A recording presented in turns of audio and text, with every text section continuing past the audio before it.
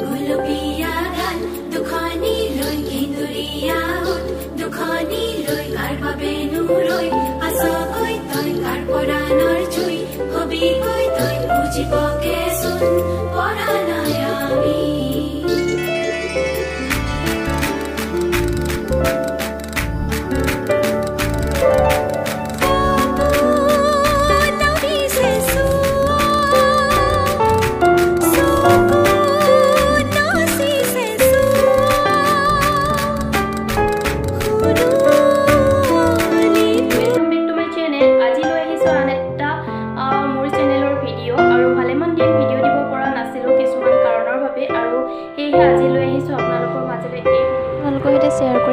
simple recipe simple কিন্তু খাবলৈ খুবই সোৱাদ লাগে আৰু আমাৰ স্বাস্থ্যৰ পক্ষেও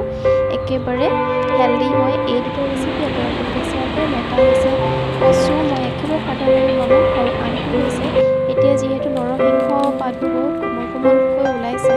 আৰু এই পাতবোৰৰ সৈতে মই কি ৰেচিপি বনাওঁ আপোনালোকৰ সৈতে শ্বেয়াৰ কৰিম এইটো সময়ত নৰসিংহ পাতবোৰ খাবলৈ খুবই ভাল লাগে কোমল হয় আৰু মানে যেহেতু নতুন নতুন পাতবোৰ ওলাই খাবলৈ খুব ভাল লাগে এইকাৰণে মই প্ৰায় খাওঁৱেই এনেকৈ কোমল পাত যেতিয়া ওলাই তেতিয়া মই বিভিন্ন ধৰণৰ ৰেচিপিৰে বনাই খাওঁ আৰু তাৰে মাজৰ পৰা আজি এটা ৰেচিপি আপোনালোকৰ সৈতে শ্বেয়াৰ কৰিম একেবাৰে চিম্পল আৰু নৰসিংহ পাতটো আমাৰ শৰীৰৰ পক্ষে শিশুৰ পৰা বৃদ্ধিলৈকে কিমান উপকাৰী সকলোৱে হয়তো জানেই নকলেই আৰু গুণাগুণৰ বিষয়ে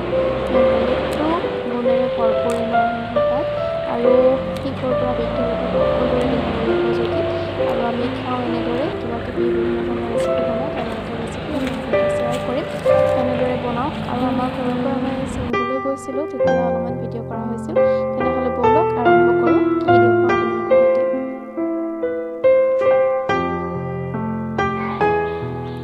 এইখিনি মই বুট লৈছোঁ আৰু বুটখিনি মই ভালকৈ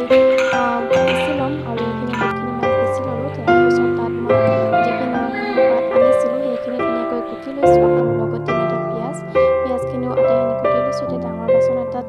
ভালকৈ মিলাই ল'ম যিহেতু মই বাতিত থৈছিলোঁ আৰু ইয়াত ব্যৱহাৰ কৰিম মই নিমখ আৰু হালধি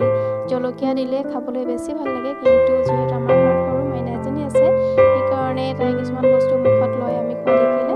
আৰু সেয়েহে মই জলকীয়া ব্যৱহাৰ কৰা নাই তাৰে মাজতে পাহিৰ লগতো অলপ সময় কটাবলগীয়া হয় ৰন্ধা বঢ়াৰ মাজতো পাহিৰ গা ইমান ভাল নাই সেইকাৰণে আমনি কৰি থাকে তাইকো অকণমানকৈ আনি দিলোঁ ভিডিঅ'ৰ মাজত আৰু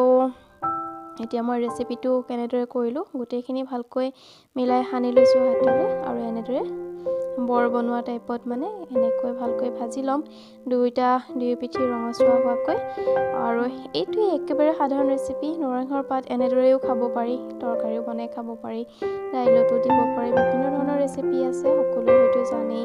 খায়ো আৰু মই তাৰ মাজৰ পৰা একেবাৰে চিম্পল অথচ খাবলৈ ভাল লগা এতিয়া ৰেচিপি আপোনালোকৰ সৈতে শ্বেয়াৰ কৰিলোঁ আৰু আটাইখিনি মই এনেদৰে গেছৰ ফ্লেমটো কমাই ৰাখি ধুনীয়াকৈ ভাজি লৈছোঁ যাতে ভিতৰলৈ ভালকৈ সিজি যায় আৰু আপোনালোকৰ সৈতে শ্বেয়াৰ কৰিলোঁ খাবলৈ কিন্তু খুব ধুনীয়া হৈছিলে খাই চালে গমেই পাব মই শলাগিছোঁ বুলি তেনেকুৱা নহয় কিন্তু যিহেতু এনেকুৱা টাইপৰ বস্তুবোৰ খাই ভাল লাগে নাজানো আৰু এয়া ৰেডি হৈ গৈছে পাহিয়ে বিচাৰিছিলে এটা মই পাহিক দিছোঁ অলপ অলপ খাইছে গৰম আছে ব'লা বহি খাবা বোলে লাগিছে আৰু আমি এইটো ৰেচিপি আৰু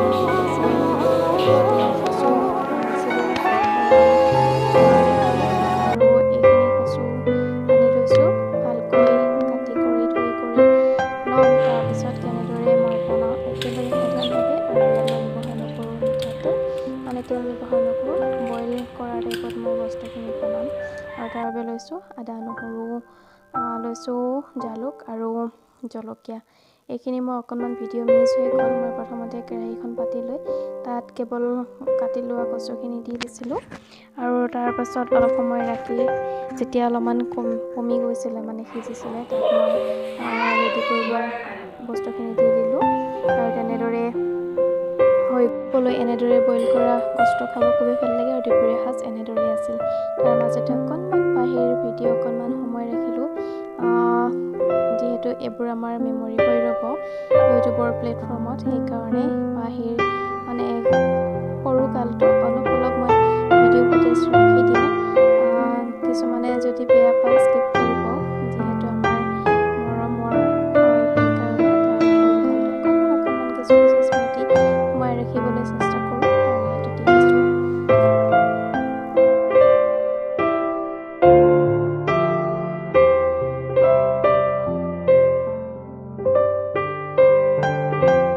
আন এটা ৰেচিপি আপোনালোকৰ সৈতে অলপ শ্বেয়াৰ কৰিম এয়া পিঠা বনোৱা হৈছিলে এইটো বৰ পিঠা বহুতে হয়তো বনায় আৰু এইটো কাৰণে মই লৈছোঁ নৰ্মেল চাউলৰ পিঠাগুড়ি আৰু তাত দিছোঁ আধা চামুচ বেকিং আধা চামুচ চ'ডা আৰু দিছোঁ তাত মই মিঠৈখিনি গলাই পেলাই তেনেকৈ দিছোঁ আৰু তাৰপিছত তিল দিছোঁ আটাইখিনি মিশ্ৰণ ভালদৰে বনাই ৰাখি দিছোঁ 3-4 ঘণ্টামান তাৰপিছত এনেদৰে পিঠাটো বনাইছোঁ চুলিত লগাইছোঁ ইন্দুলেখা হেয়াৰ অইল আৰু এই হেয়াৰ অইলটো ইউজ কৰাৰ পাছৰ পৰা মোৰ চুলি সৰা একেবাৰে কমিছে মানে একেবাৰে এডাল সেইটোতো থাকিবই আৰু নৰ্মেল যিটো মোৰ কিন্তু বহুত হেয়াৰ ফল হৈছিলে আৰু চুলিৰ কোচা বহুত কমিও গৈছিলে সেইকাৰণে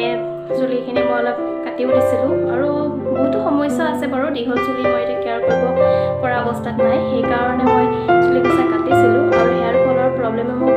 বহুত মানে চিন্তাত পেলাইছিলে তাৰপাছত মই এইটো অনলাইন পাৰ্চেছ কৰিছিলোঁ এইটো এৰাউণ্ড 500 আছিলে অলপ টিপানি আৰু